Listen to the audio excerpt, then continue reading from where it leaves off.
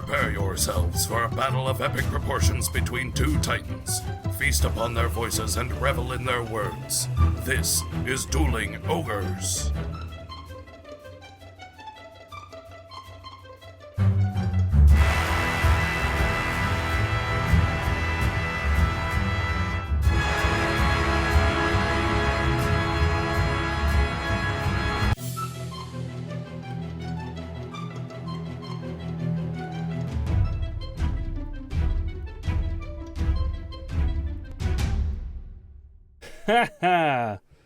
There we go. Hey, hello ogres and welcome to episode 230. Thank you for joining us as always on this bibliogenic Sunday evening, Earth date April 23rd, 2023. I'm your host Remington Hitchcock, and with me as always is my co-host Brandon Full. Say hello, Brandon. Hey, it's me, Brandon, and for those listeners and faithful ogres who've been listening for a while who wondered why we haven't been here, and Remington, I actually didn't tell you this either. I have turned into a swamp witch. Oh, is that why we haven't done anything? Yeah, you know how you keep asking me if I want to do something, and I keep making jokes about kidnapping neighborhood pets? Uh-huh. That wasn't a joke. I'm Those a are... swamp witch, and that's why we chose the word bibliogenic. Yeah? Because I'm starting to make potions that will turn you into books. I like it. Yep, so that's my background now. So Marvel, if you want to hit me up, I am checking. Hold on, let me check my schedule here. Ready to sell that story, eh? Yeah, I am wide open. So if you want to get me any sort of money, Marvel, money's good. Money is good, Brandon. Money is good. Oh, goodness.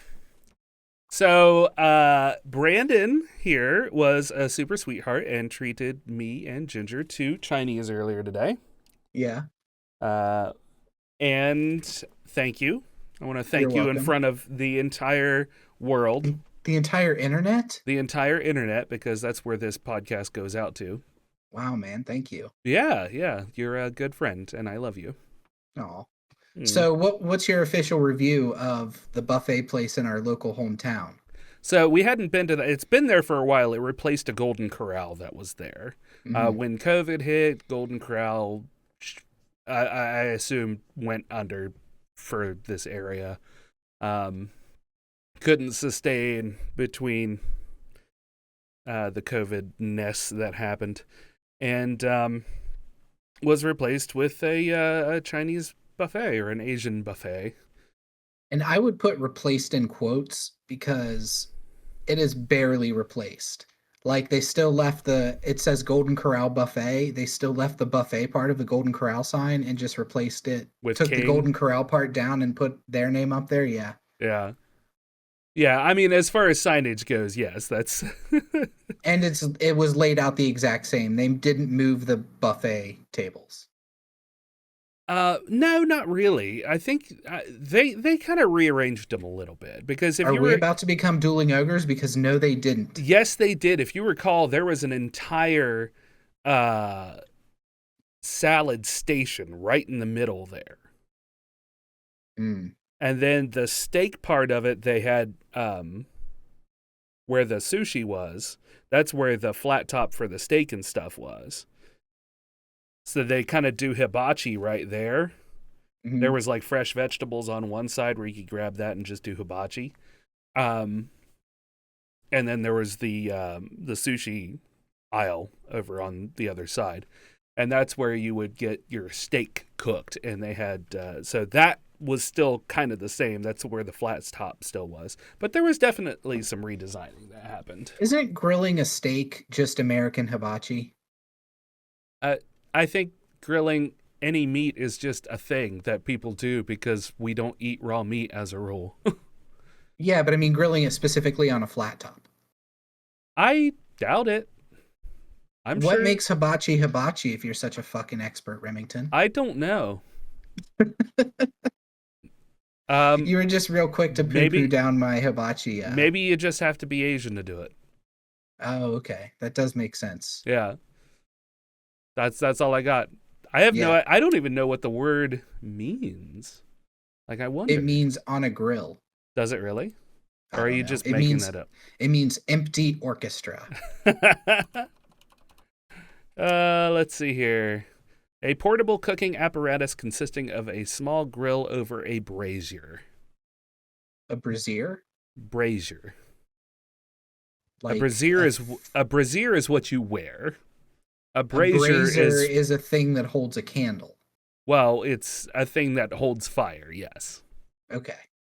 Like in like a D&D style, if you use those big grated like wrought iron things that you'd see in a dungeon or something that is just Yeah. all on fire, that's a brazier. Okay. And it's pronounced brazier? Brazier, yes. Brazier. Brazier. Good to know.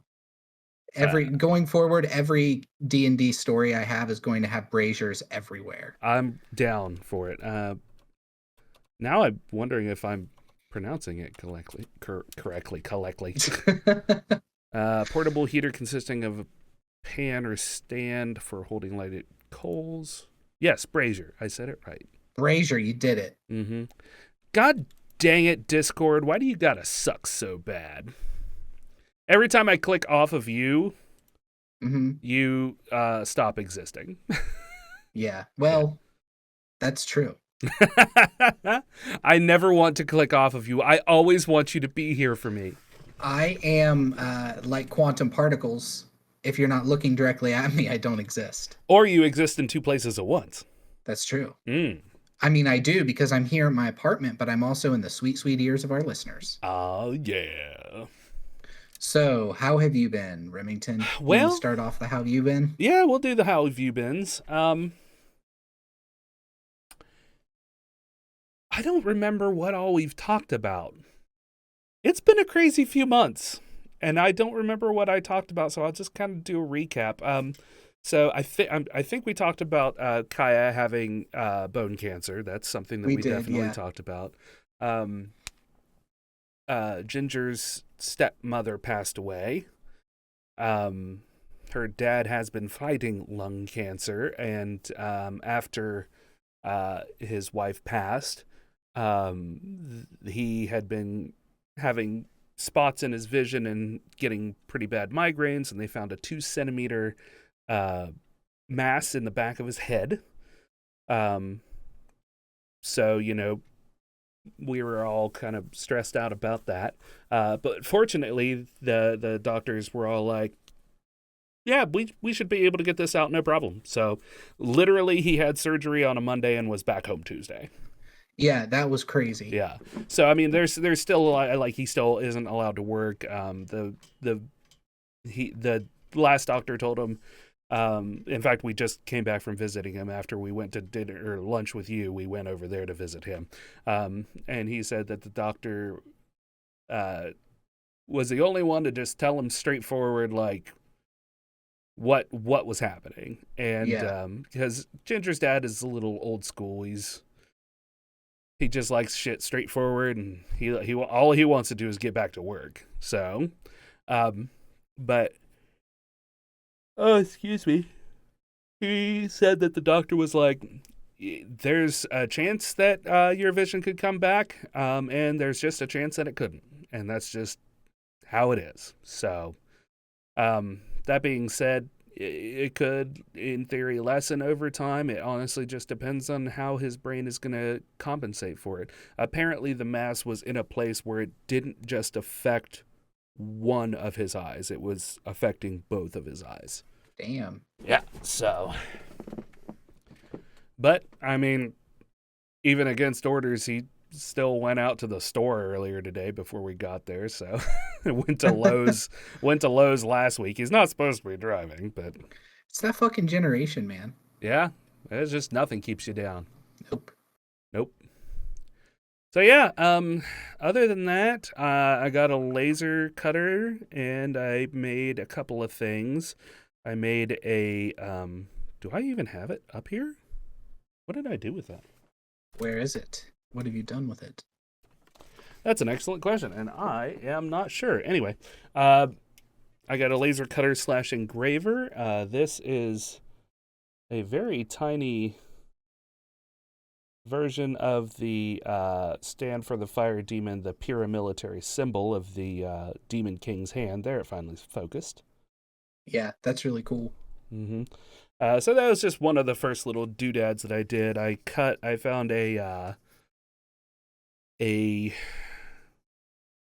plan for building a TARDIS out of the 3 mil wood.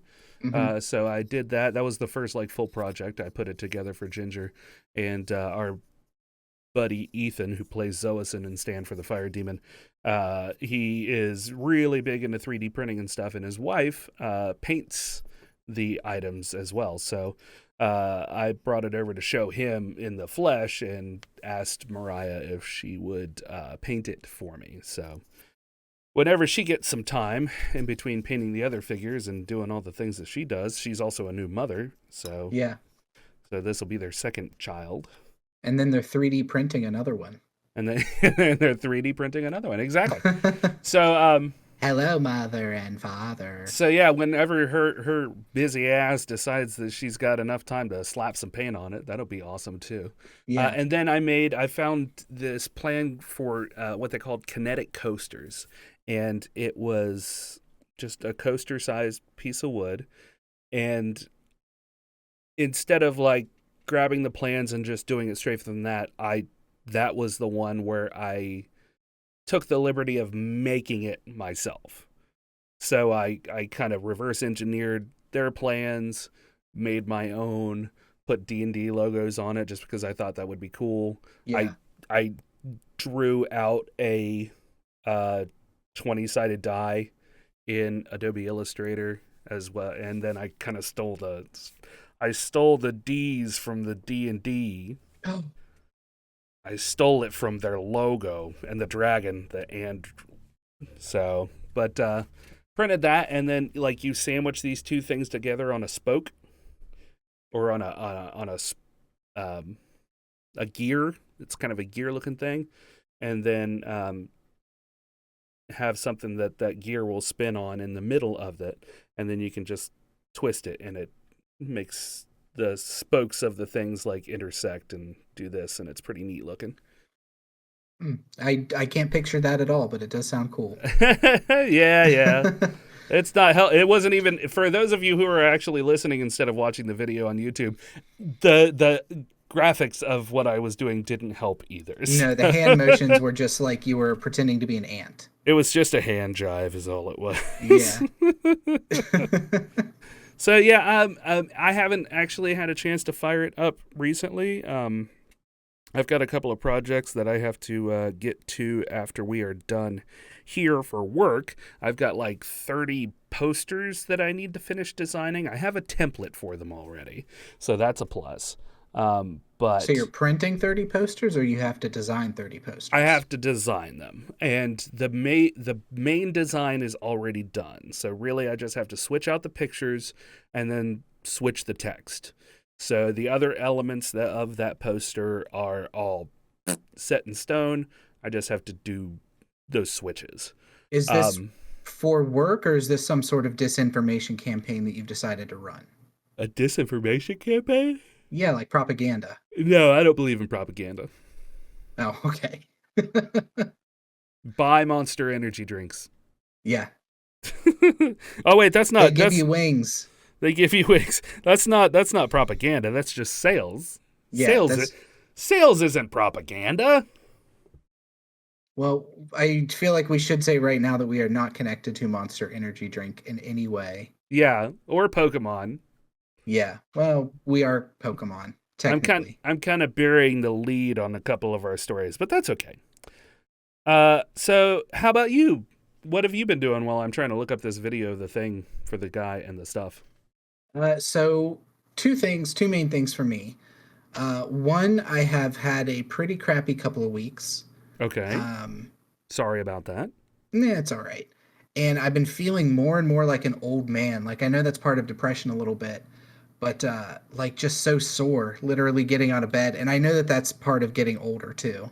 Dude, I'm gonna interject here. It's been that way for me for the past week or so. I think it has more to do with just the weather change than than just feeling old. Like I literally get out of bed and I don't even control it. I just go, ugh.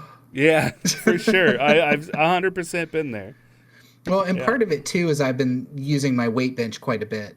So I think that I'm probably not letting myself get as like repair myself as quickly as I should before I lift again because I'm Yeah. constantly sore too. Are you so what's your regimen? Are you doing stuff every day or Yes, different exercises.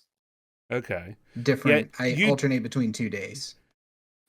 so you're not taking a full rest day. No. Okay. You should take a full rest day. Okay. One day where you actually just don't do any of that stuff. And if you end up having to say go over to your dad's or something and help him lift a bunch of heavy stuff and rearrange some stuff or something like that, that doesn't count as a rest day. Oh man. So you're still working muscles and stuff, especially they need that time to repair. Can I gorge on my refresh day? Or is that a bad idea? I wouldn't gorge, but you should definitely increase your protein because protein is what helps repair the muscles. I want to be that meaning of life scene with the guy in the restaurant. That's going to be my day off regiment. Holy shit, it's Mr. Creosote! And thing number 2 is I've been playing a game a lot called Satisfactory. Yes.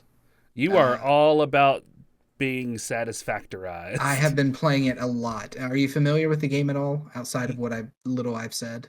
I have seen it before, but I don't remember it at all. So, by all means, real quick before you fall into the satisfactory hole, I'm gonna go ahead and show this real quick. We're gonna go ahead and plug MeUndies. Yeah, we're gonna plug MeUndies. We're gonna plug MeUndies. So this is the. Oh, okay. So it looks like a desktop fan, pretty much, except it's like a kaleidoscope in the center. Yeah, and my finger is cool. what's turning that there. Okay. That's videoception right there. It is. I'm watching a video on a video. Yeah, you're video. I guess that's what Inception is. So yeah, I didn't need to specify. No. But yes, Satisfactory, you are basically building factories. Yeah. You find different nodes of iron and copper and coal, and then you mine them and then create bigger mining machines that in turn create ingots that you then use for other things. So it's been out for a while, hasn't it? Yeah, it's in early access. It's been around, I think, quite a while at this point. That's what I thought. I kind of got on board. My friend Cliff was talking about it, and he got it on sale. And it sounded fun to me, so he bought it for me with the promise that if I didn't like it, if I did like it, I'd pay him back. So I enjoyed it and put 7 hours into it the first day I got it. Nice. So I paid him back pretty quickly. Nice. I remember, if I remember correctly, Erdian, which is somebody who was in the streaming group that I was in, Lurk Squad, or am in.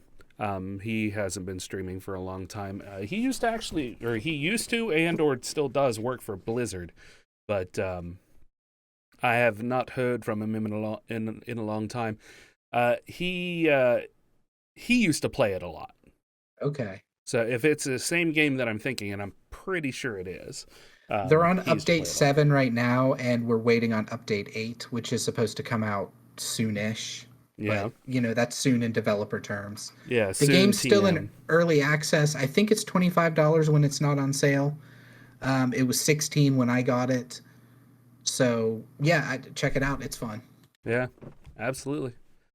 So, shameless, satisfactory plug. Yeah, if you like mindless tedium, but with goals in mind, Satisfactory is for you. And that's the rub for me. If there are goals in mind, that I'm just not interested. I think you would like Satisfactory. I know you don't really play games anymore, but I think you would enjoy it if you actually were to play it. Yeah. Because there's just enough tedium that you could make like Excel spreadsheets. Mm-hmm, because you'll get like a miner and it'll say, okay, this thing pumps out 60 ingots a minute. but Right. this machine can process the ingots or process the ore and smelt it into ingots at 20 a minute. Right. So now you can split the conveyor belt and put them into 2 smelters, and you're not losing anything. There's all kinds of shit like that. Yeah.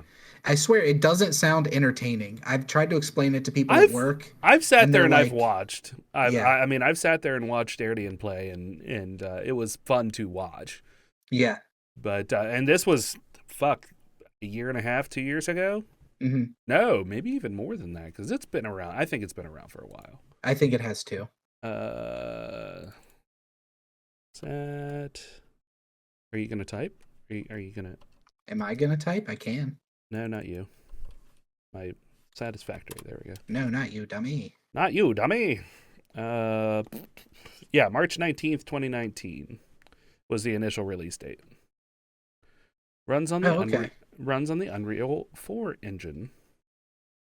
Apparently, one of their next big updates is they're going to upgrade it to Unreal 5, which is cool, but I'm kind of bummed at the same time because I don't know if my graphics card is going to be able to handle it.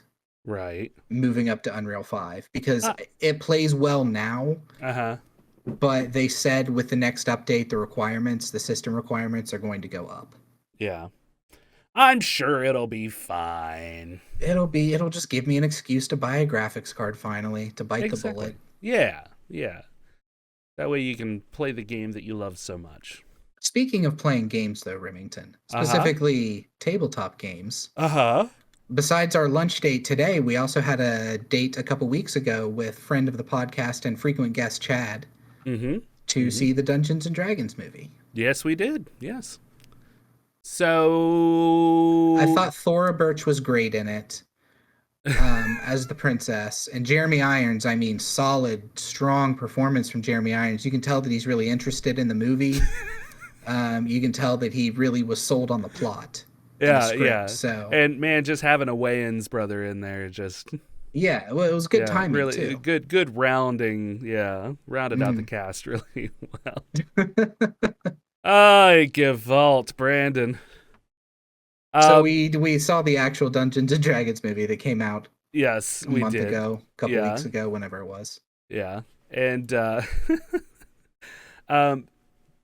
I just wanted to, since we're talking about it, I just wanted to go ahead and drop in just some quick facts.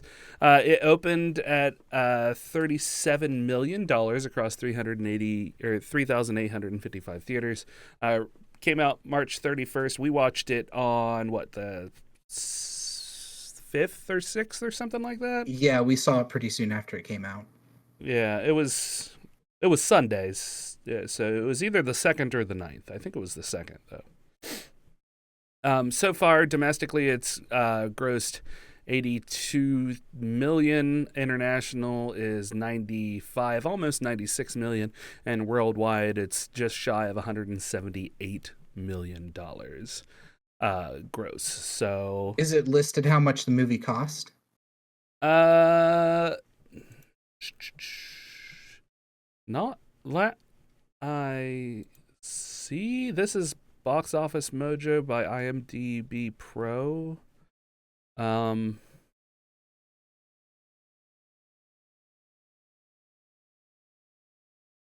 Yeah, doesn't tell me what it started off at on here. Well, that website's useless to us. Yep, absolutely useless. You're garbage, IMDb. Nobody likes you. Ignorant morons. Duh.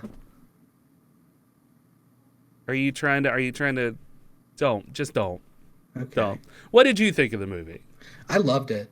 Did you? I've seen a lot of hate for it online and a lot of good stuff too. It seems like it's not as divisive as it could be.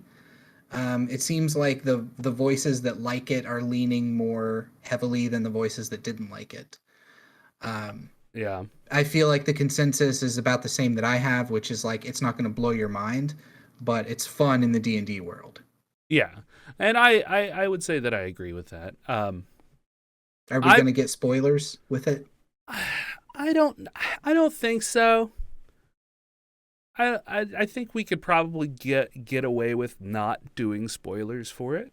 Okay. Of course, you know me, I fucking never remember anything ever anyway.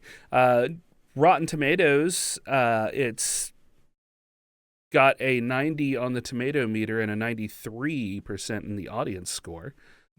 So that's pretty good, I would say. Yeah, I'd say so. Especially for something that's based on a tabletop role-playing game property. Mm-hmm. All of the acting in it I thought was phenomenal.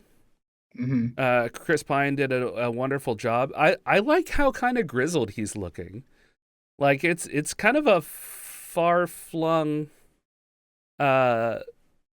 Chris Pine from the original Captain Kirk. Yeah, well, He and I looks did like so much older here. I liked too that they didn't downplay his age very much. Yeah. Like they kept him gray. Mm-hmm. Of course, he's still like a beautiful specimen of a human. Oh yeah. Regardless of age, but yeah, those so they piercing didn't have to do blue much eyes. Chris Pinecast. We would call our fans pine cones. Should we call his fans pine cones? We can. Okay, I'm down for that. So if you're a pine cone, call in. Yeah. But you have to listen to the rest of the podcast to find the number. DU-OGRES. Oh, wow. I'm just going to give it away. I give two entirely different directions with that. I give everything away for free, Brandon. I am a slut. Patreon.com/Dueling Ogres. That's right. Support us with $1 because that's all we really need. Filthy dollar. So, I like the wizard. The lady wizard was my favorite character. The lady. Yeah, the main wizard, like the bald lady with the piercing eyes. The antagonist. Yes. Or one of the antagonists. Yes. Mm-hmm. The what is she? A red mage? Yeah. Yeah. I mean, you kind of just spoiled the movie a little bit, but not really. I mean, I think everybody knows we've seen like fights with a red mage, so it's pretty obvious. They trusted you. Our ogres trusted you. Everything is disappointment, ogres. The pine cones don't have to deal with this level of bullshit. They do today, son. What did you think of Hugh Grant as a bardish character? Bardish rogue? More rogue than a bard. More rogue than a bard. I would say he was quite delightful. He was...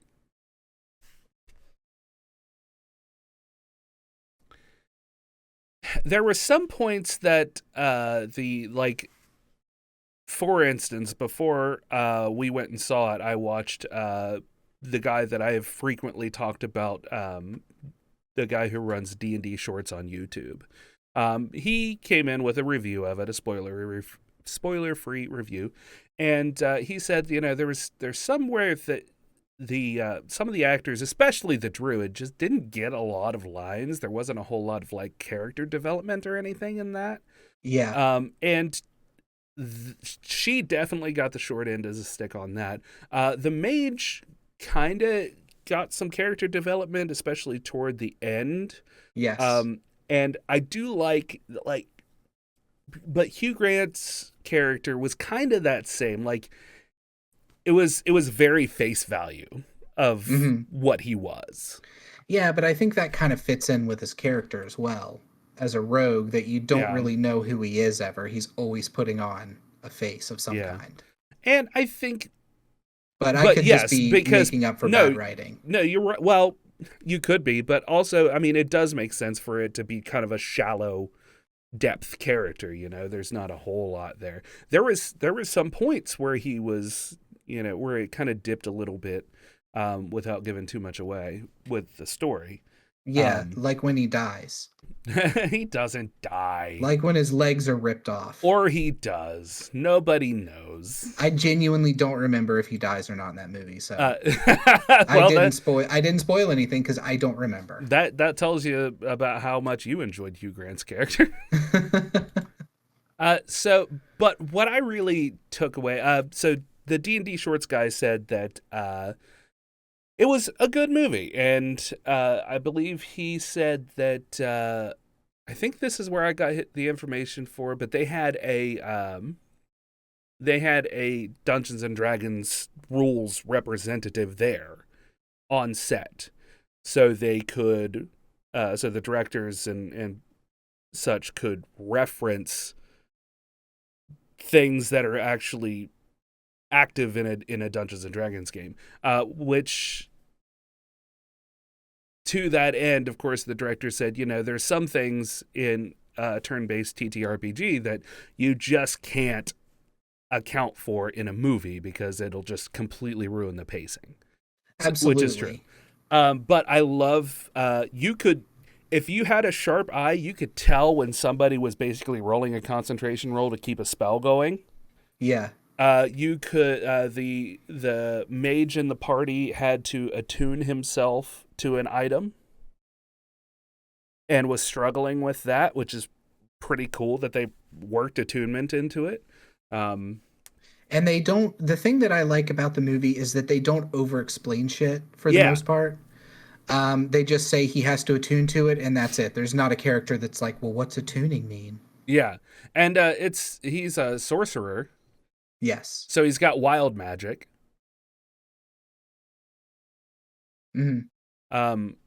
Because I haven't even played a sorcerer. Do they have a full-on wild magic, or is that like a subclass? Do you recall? Wild magic, I believe you pick at 3rd level. Okay, gotcha. If you want to be a wild sorcerer. Gotcha. It's not just a table you roll on for every sorcerer. Okay. Let's see here. What are some of the other, rule things? You get to see a ton of monsters that are just iconic. There was the talking to the dead, which you saw in trailers, where you can only ask them 3 questions. Yeah, the displacer beast. Anybody who's played D&D knows what a displacer beast is, as well as a cube, and a mimic. Yeah, there's definitely a mimic in there. All of those. That mimic was cool. Yeah, all of those were things that were in. I love the way that they played out the displacer beast, though. They didn't give too much of that away in the trailer. Yeah.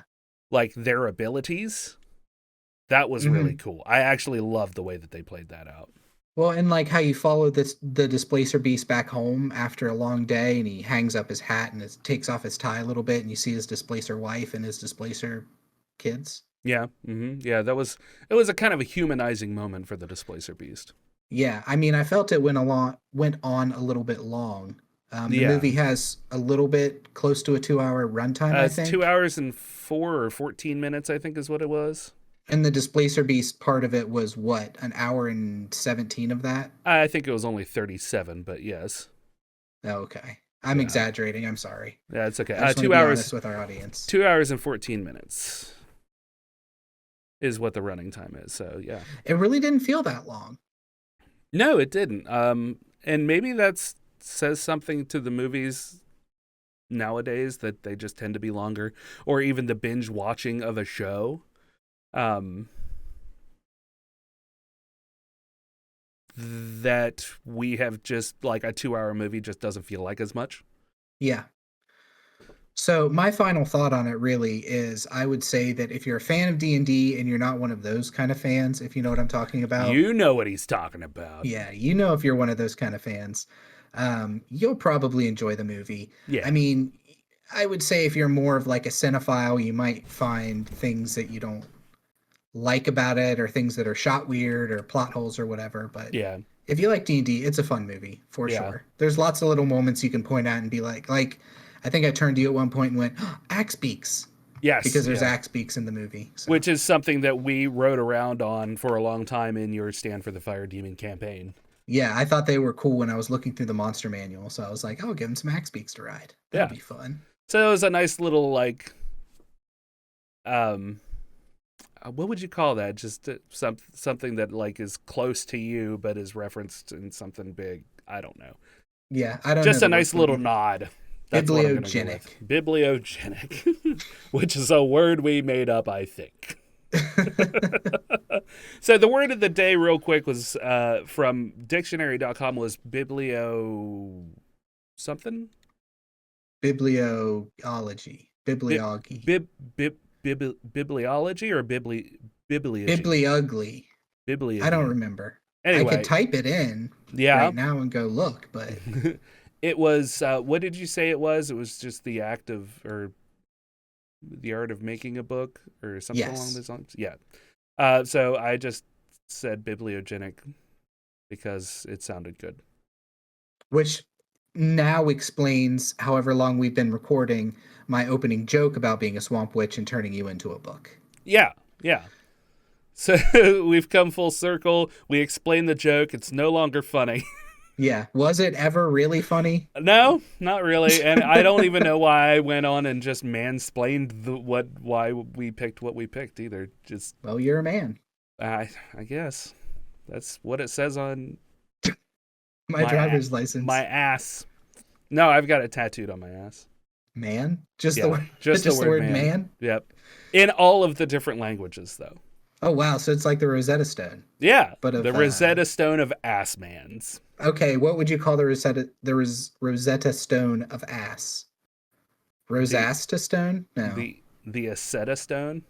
The Aceta Stone? That's good. Yeah. I think that works. Yeah, I like that too. Yeah. All right. So you want me to hit up a story? Did you have any other final thoughts on the D&D movie? Overall, I liked it. I would 100% go watch it again. I know Ethan was talking about going to watch it. Ginger and I have not. Or Ginger hasn't watched it. So if we can make it happen, great. I would 100% go watch it again. So. Yeah. Yeah. But yeah, that's it. That's my thoughts on it. It was a good time. Mm-hmm. So yeah, it's you, baby. Okay, I have two stories. Do you want the titular story of our podcast, or do you want my other story? Let's roll with the titular podcast story, so I can copy the link and drop it into here. Okay, so this story is going to be a little bit of a roller coaster ride, and when I say a little bit, I mean a very tiny roller coaster ride because it gives up the story in the first two sentences. Okay, sounds good. They do not bury the lead on this story. No.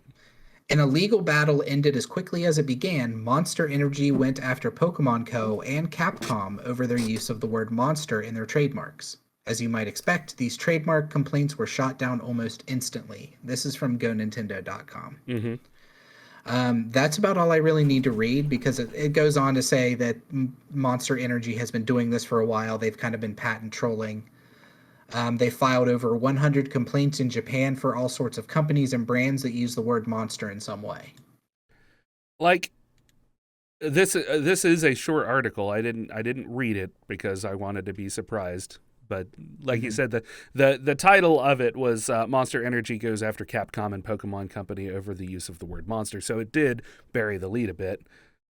But I mean, doesn't Monster know that you can't trademark a word? Like a singular word?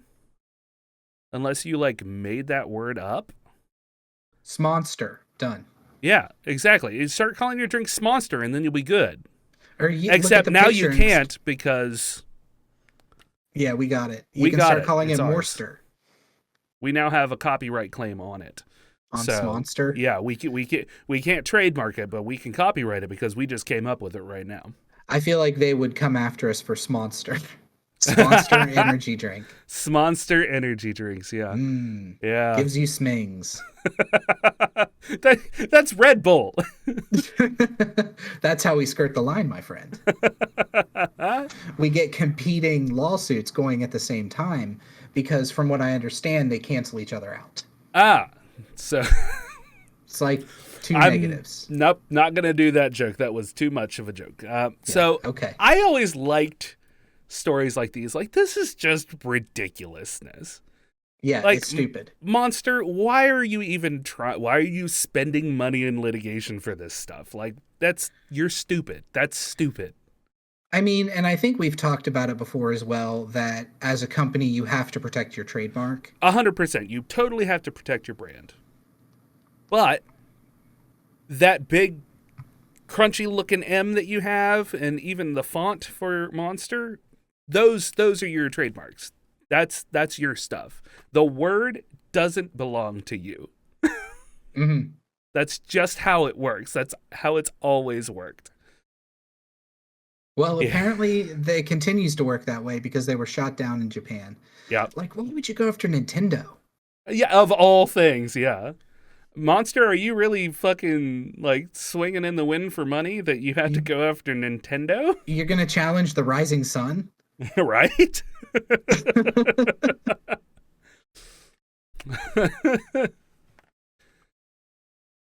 So yeah, that's all I really have on that story. I just thought it was dumb.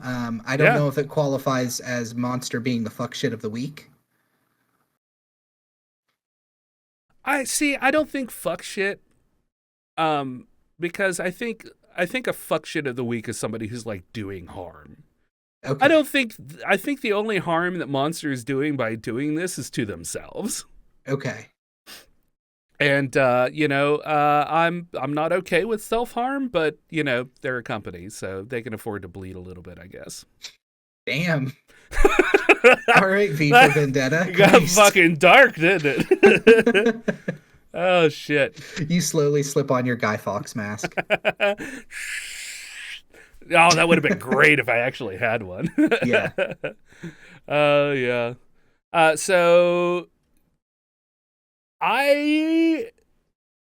we kind of got off of movies. I probably should have went next with my other one. So let me jump into this one. This is all about the Mario movie. Dunna, dunna, dunna. Dunna, dunna, dunna. Dunna, dunna, dunna. I have not seen the Mario movie. Mm-hmm. Probably won't see it in theaters. Not Yeah. because I'm not excited about it and I want to see it. I just don't see movies in theaters that often. Yeah. I felt like I would be a hypocrite considering that I have a D20 tattoo on my back if I did not go see the Dungeons and Dragons movie. And then subsequently talk about it. Yeah. Yeah. On my podcast. Yeah. So this one, Super Mario Brothers movie generates $871 million globally, nearing $1 billion. Holy shit. This was April 23rd, so this was from today. Super Mario Bros. Movie has generated $871 million globally since its premiere on April 5th in the U.S. theaters. The latest blockbuster film by Nintendo and Illumination Pictures is expected to surpass $1 billion in box office sales. According to Variety, the Super Bros. Movie will be the first of 2023 to surpass $1 billion in international box office sales. The movie is expected to surpass the milestone with its Japanese theatrical release on April 28th. It hasn't even released to Japan yet? Nope, apparently not. Holy fuck. Like they the Japanese are a patient lot. It's fine. The Japanese invented Mario, and they don't even get the Mario movie yet. That's fucked up. Yeah. Let's see here. Where was I? I lost my roughly. Yeah, straight up. With this okay. Currently, Nintendo and Illumination Pictures' newest film is the highest-grossing film of 2023 and the highest-grossing film based on a video game property of all time. The Super Mario Brothers movie has generated $434.33 million in North America, which is roughly half of all its global box office sales. That doesn't really come as a surprise. For the D&D movie, I think it was 46% was North America, and then 56 was globally or international. There's a lot of other countries. Yep. Roughly 437.5 million came from overseas markets, including Europe and Australia. The highest grossing territories for the film are Mexico, with 65.6 million, UK and Ireland at 51.69 million, Germany at 37, France at 32 almost, and Australia at 27, according to Variety. Moreover, it's the highest grossing film of the year thus far in 31 international markets. This film is expected to surpass $1 billion in box office sales within the next 7 days. I mean, does that mean that the movie's good? The movie has to be good, right? Because if it came out and it was real shitty, I don't think it would go as far. I think it would still make a lot of money, but it wouldn't be continuing to see the success week after week. Yeah. So I'm from what I've heard, it's pretty good. But I also haven't heard a lot about it either. So yeah. But I mean, obviously, it's got to be at least entertaining. Well, what is it rated? Does it say on the site? I mean, it's got to be rated like G or PG, right? I'm pretty sure it's PG. PG. Yeah, G would be. They couldn't drop the F-bomb if it was G, but in PG you can drop 2, I think. Yeah. I don't know. I have no I appreciate idea. you agreeing with me. Well, it was a passing like, yeah, I have no idea. So yeah, saying that take it with a grain of salt. That Mario could drop 2 fucks in this movie, and it's just between Mario and Luigi. Mario's like, Luigi, fuck you. He's Mario, fuck you. That's it. That's all there was. And then it zooms in on him.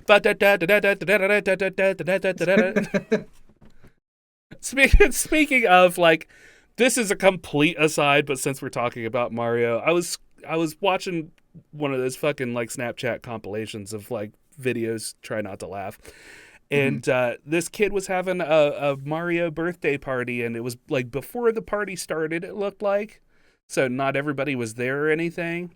And they had this mural of Mario, and it had a star up there, and the kid's jumping up and trying to hit the star, and he finally hits it, and he starts running around the house, and he runs around the table, and he runs through one doorway, and then he smacks right into the side of another doorway and just damn. And what I'm trying to say is I love watching kids fall down. Yeah, that's what I'm hearing too. Especially to music that you grew up on, nostalgic music. Exactly. So you can just put me right in the same camp as Jacksepticeye and Call Me Chris. I'm just as cool as them. Yeah, absolutely. You're the Mr. Beast of podcasting, I would say. Yeah. I just, because I give everything away. I just like had a great slut. idea, though. Yeah.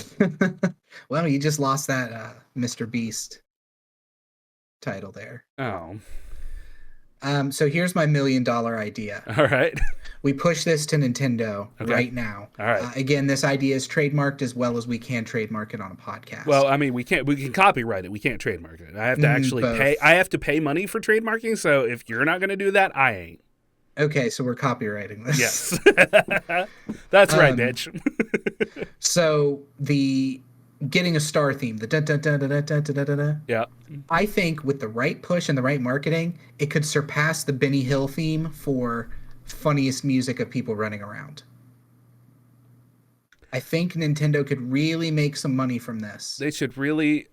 Oh my God. That reminds me of something completely different, but first off, my idea, thumbs up or thumbs down? Thumbs up. That has been a meme that has existed, I believe, on TikTok already, but I mean, they haven't capitalized on it. Nintendo hasn't capitalized on it, so they should. Okay, thank you. So, yeah. Another completely, and I'm just going to go off the top of my head on this one, story that I saw. It was the Paralympics Twitter had been posting like videos of their athletes, but like memed over. Like there's one guy who's, I think he's doing a race in a wheelchair, and it's the damn boy, he thick boy, damn, like that. And okay. there's several other ones that are like, ooh, like that. Yeah, peculiar. Yeah, like an interesting choice. And there are some people that are like, this is like completely degrading to, you know, your athletes and stuff. The person who runs the TikTok is also a para-athlete who found, you know, that there's two different camps for people who have suffered with, I'm sure there's a lot more camps than just this, but who suffer with some kind of a disability. You know, the thought process of like, this is part of my life now. You know, if I can't laugh about it, then, you know, it's kind of I remember I did this is meandering. I'm so sorry. I even took my meds today. Oh my God. There was a book that I read in our high school library about Socrates. Okay. Now, I'm pretty sure that book was full of like basically misinformation, but one of the stories there was it was How he protected the Alamo. how he protected the Alamo with his bare feet. I think that maybe the book had some exaggerations, Yeah, Remington. but no, there was basically a story that another philosopher had written a play about Socrates, basically making fun of him, Okay. and Socrates went to see it. He had other philosophers around him, and that were like, "How are you not? Why are you not insulted? You're sitting there laughing." And he basically said, "If you can't laugh at yourself, then you have no business laughing at anything else." So that's kind of something that I've taken to heart. That's why we make jokes about me being fat, because I'm fat. Yeah. It doesn't hurt my feelings because I'm fat. If it hurt my feelings, then I should work very hard to not be fat anymore. Yeah, well, I think we're walking on a tightrope now. I think you're Not balanced precariously. not on a not on tightrope that right now. specific one right there. That's specific to me.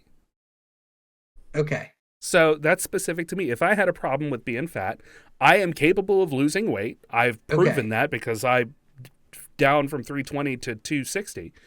Yeah. So I'm capable of doing it. I weighed 230 in high school when I graduated. So that's kind of my goal, is to get down to. But, I've always been a portly kid. Yeah. All the way through school. Like, I think there's one preschool picture of me where I wasn't portly. Everything else past that, I was thick, boy. Yeah. But I don't know. I'm kind of in that camp of, sometimes you just have to laugh at what has been dealt to you, because the world is crazy and shit happens, and you're either born with some issues, or some tragedy has befallen you, and that becomes the rest of your life, and you just have to be willing to be okay with that. Of course, that really walks a tightrope of, like, what you can and can't push. I think what it comes down to is that whenever there's something like this, like a bad meme on a Paralympics thing, you and I are not paraplegic or in any way. No. I think that in those cases, you should just listen to the community of whom may be offended. Right. And if the community is shrugging their shoulders, then you should be like, okay, well, we can let it go then. Right, exactly. But it's this weird thing to me, and this is why it interested me, because on a personal level, I laugh at everything. It's I've got a dark sense of humor. Everything is funny to me. You don't laugh at me that much. Well, you're not very funny. Continue. Noted. But you were talking about, like, if the community, et cetera, and so on. So I mean, definitely, this is like my view as an outsider of the community. But the interesting thing was that it seemed like it was very split on the paraplegic community, who were fine with it, and the ones that weren't. And that's very interesting to me. Of course, being the internet, things can become a slippery slope really quickly. Mm-hmm. So, there's jokes about, tying memes to different, paraplegic like events or whatever, and then there's just being a prick in the comments. Oh yeah, absolutely. So the kind of stuff that's not nearly as funny. Yeah. So, but anyway, that was. Yeah, go ahead. Sorry. I would say that my opinion on this, because you're listening to my podcast, so I will give the listeners my opinion, is that sometimes you don't have to be offended for other people. Yeah. Like. Just sometimes you absolutely should be offended when somebody who's not in your own group is being treated in a way that's unfair. But sometimes in little stuff like that, it's just like, maybe I'm just lazy. I don't know. Maybe I'm not an activist. Well, not even a maybe. I'm not an activist. Right. I mean, I agree with you. I mean, there's, like you said, there is a time and a place, but not everything is a battle. Mm-hmm. And there's a lot of stress that comes from that. That is a thing these days, where everybody just wants to be like on die on the sword of something that they've picked randomly that they've decided to be offended by. Yeah. Which is why I've chosen to go on a Twitter campaign against you for calling 2 slices of pizza on top of one another a pizza sandwich. Yeah, because it's clearly a pizza sandwich. Or it's absolutely not. Yeah, but it is. So, is it my turn for a story here? Yes, sir. All right, another short story from me. Bill Gates says AI chatbots will teach kids to read within 18 months. He says the AIs will get that ability to be as good as a tutor, as any human ever could. Gates said in a keynote talk on Tuesday at the ASU plus GSV Summit in San Diego. So, what do you think about AI teaching your kids? If you had kids, what do you think about AI teaching your pets? Teaching my pets? Yeah, I mean, your pets are your kids. We all know that, fur babies and all that. I don't think that is possible. Not with like a chat AI. I think it might be possible with an AI robot. Okay. But are you talking tutoring kids or are you talking tutoring your pets? Tutoring pets.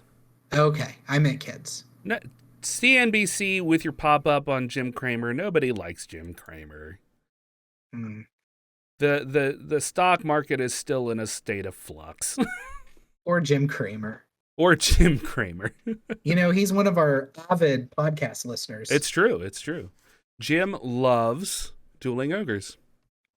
And that's a true fact that was said. Yeah. There's absolutely no lie there at all. Nope. We're on a first name basis with him, Jim. Yeah. I talk to him a lot about crypto. He's very bored by it. I wish you'd stop talking to me. Hits the big old bull buzzer. Yeah. So, you know,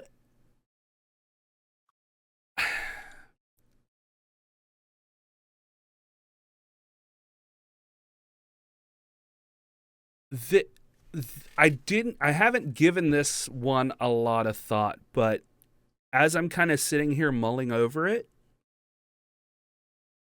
so long as the AI is accurate, you know, from a grammatical standpoint, from the rules of grammar, I don't see a problem with it, really. I mean, we kind of have that already with these little handheld, you know, kid things that have pre-programmed stuff that teach your kids how to read. Before that shit existed, we had fucking flashcards and games for, you know, drawing games and shit to figure out how to do that stuff. I mean, fuck it. If AI can do it, let it do it. And that's kind of my feeling on it, you know? Like, you're not worried about just sitting kids in front of screens more? That's gonna happen anyway. That's a boat that's already sailed. Yeah, that's true. I mean, that's every parent almost nowadays at some point will sit their kid down in front of some kind of a screen just to get them out of their hair for long enough for them to complete doing something, you know? I just need to take a poop. Can you just please take a poop? Please watch fucking Bluey, for the love of God. Watch the dad drag his ass across the carpet. It's fine. 18 months, though. That's the part that popped out at me about the story. I mean, he could be being a little sensationalistic. Mm-hmm. You will be stunned by how it helps. Yeah. As good a tutor as any human ever could. Yeah. Which is a weird way to phrase that, Bill. Well, he's a weird guy. Let's be real here. AI chatbots, AI chatbots like OpenAI's ChatGPT and Google's Bard have developed rapidly over the past several months and can now compete with human-level intelligence on certain standardized tests. That's interesting. And What's also interesting about it is, what does that say about our current schooling? That we're all stupid. Everybody's stupid. And Yeah. I'm not even being, I guess I'm being a little facetious, but yeah, America is not rated very well as far as education goes. Mm-hmm. You and I are considered gifted, if that's Really? any indication of West Virginia. Yes. Wow, that's very sad. Yeah. I was in the gifted program. Because we dumb as hell. I took college classes in high school, and oh, there's nothing wrong with living in an apartment. It's fine. It's fine. Yeah, I suppose so. Yeah, I would like to get a house at some point, but who wouldn't, you know? Well, and that's just it, you know. It's a catch-22. I own a house, and I don't have a landlord to fix my plumbing when my plumbing goes bad. You know, I got to do it myself. Yeah, which does seem like a big pain in the ass. It certainly can be, but it's also taught some self-reliance. So there's that. You know, there's a lot of stuff that I wasn't able to do that I had to learn how to do because I had to learn how to do it. Yeah. And I think as far as it goes, that kind of circles us back around to the learning thing in schools. You know, teachers in the United States are not paid what they should be, and there is a woeful lack of teachers. And then on top of that, teachers in rougher areas with kids that are genuinely harder to teach because of the environments that they grow up and live in. You know, there's so many different factors and challenges for a teacher. And they just, in the U.S., I feel like they just get such a shit end of the stick by and large. Oh, they absolutely do. Yeah. So that goes out to all of our teacher friends. We love you. You guys do a fantastic job if you still love your job. And if you don't and you're just teaching for the paycheck, find somewhere else to do it. Or get some AI. Or to get some do your AI. work for you. Yeah. Just put to the AI, make English homework. Yeah. And the only reason I say that is because a teacher who isn't still passionate about what they're teaching is just going to do a lesser job than somebody who is. Like the football coach who teaches history. Well, it depends on if that football coach loves history or not. I was thinking of our specific football coach who taught history in high school. And he did not like history very much. Yes, exactly. It was an inside joke. I thought you would get it. You didn't, so it failed on all sides. Because our listeners wouldn't have gotten that joke anyway. Yeah. So it was a failure all around. It was like the latest SpaceX launch. Brandon, you shouldn't teach jokes. I'm just going to outsource to chat AI now. Yep, absolutely. So let's see here. That's a story. Why didn't we cover that one? What? The one that you just mentioned about the SpaceX. I don't know, because I don't really care about Elon Musk and the stupid shit he does anymore. I mean, yeah, I'll give you that. That's true. I love the space stuff, but everything else, he's just a fucking twat. Yeah. So, you know, I mean, maybe at one point, I can't remember. There might even be times on this podcast in years past where I was like, Elon Musk, hell yeah, he's a billionaire and he's doing good and he's working on space stuff. I 100% think that we have said that before, but, you know, now he's just, like I said, a twat. Yeah. And, yeah, I don't know. I thought maybe I had more to say about that, but I don't. Yeah, so, fuck it. Stay in your lane, Elon. What's his lane? I don't fucking know. It's 9 p.m. So, Brandon, I've got a little bit. I no longer have a filter for this, so I'm just gonna do it. What? Flat. Yeah. I mean, I could, if you give me a second, I put one in there, but I'm just gonna fucking put this straight out. So if you want dead air, great. No, just do it. All right, cool. So I've got a little bit of space news here for us, and this will be my last story. Okay. This Japanese astronomer spotted massive green lasers in the sky last year. We now know what caused them. Mm-hmm. So this comes from Wonderful Engineering. In September 2022, a Japanese astronomer captured footage of green streaks of light passing through a cloudy sky. Or a cloudy night sky. Turns out that these fascinating streaks of light have an extra dimensional explanation. Okay, So I'm with you. I'm gonna go ahead and play the video here.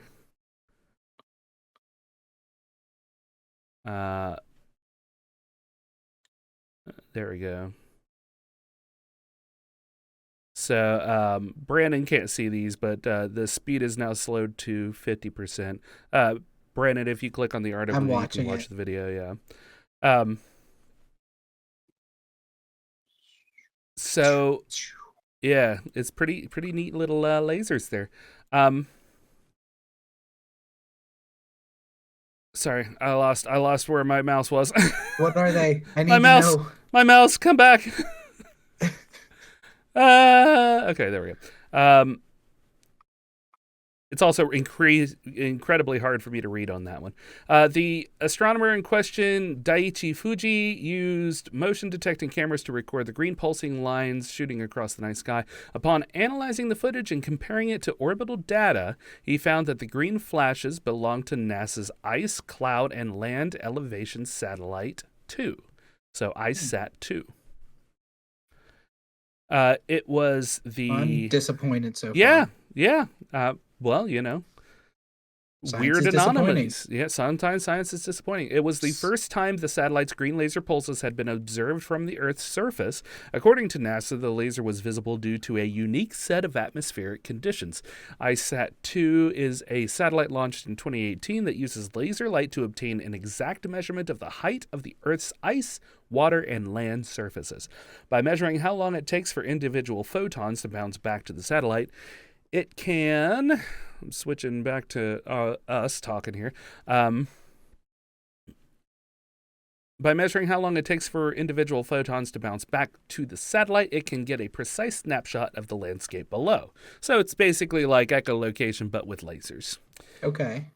Fuji's footage of the ICESat-2 laser pulses is an exceedingly rare event made possible thanks to clouds scattering the laser's light. The pulses are also not very bright, equivalent to a camera flash firing more than 100 yards away.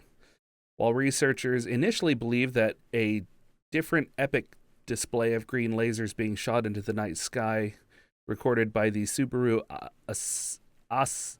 Asahi telescope. Whoa, that sentence gave me a stroke. Yeah, I thought you froze in real life. No, while researchers initially believed that a different epic display of green lasers being shot into the night sky, recorded by the Subaru Asahi telescope star camera in Hawaii back in, there's just a really long name for the telescope. Okay. In Hawaii back in July was also caused by ICESat-2. It was later found to be caused by China's Ducky-1 pollution tracking satellite. So we've had two different instances of these lasers being found and not quite knowing what they were until, it's just humans being humans, throwing shit up into space. And this event showcases the remarkable power of human instruments and how they keep track of the goings-on the ground. So, I mean, it's definitely interesting from an engineering perspective and how we're using science to map our world. But yeah, it's kind of disappointing. Yeah, it's a little bit of a it's not something cooler than that. Didn't the title say it was an extra dimensional? No, it was supposed to be extraterrestrial. Oh, I was like, extra dimensional. Hell yeah. It turns out that these fascinating streaks of light have an extraterrestrial explanation. Oh. So even that's kind of bearing the lead because it was it was extraterrestrial in the fact that it didn't happen from Earth, but it was Earth shit that did it. Yeah. So not even really extraterrestrial. Going for those clicks. That's right.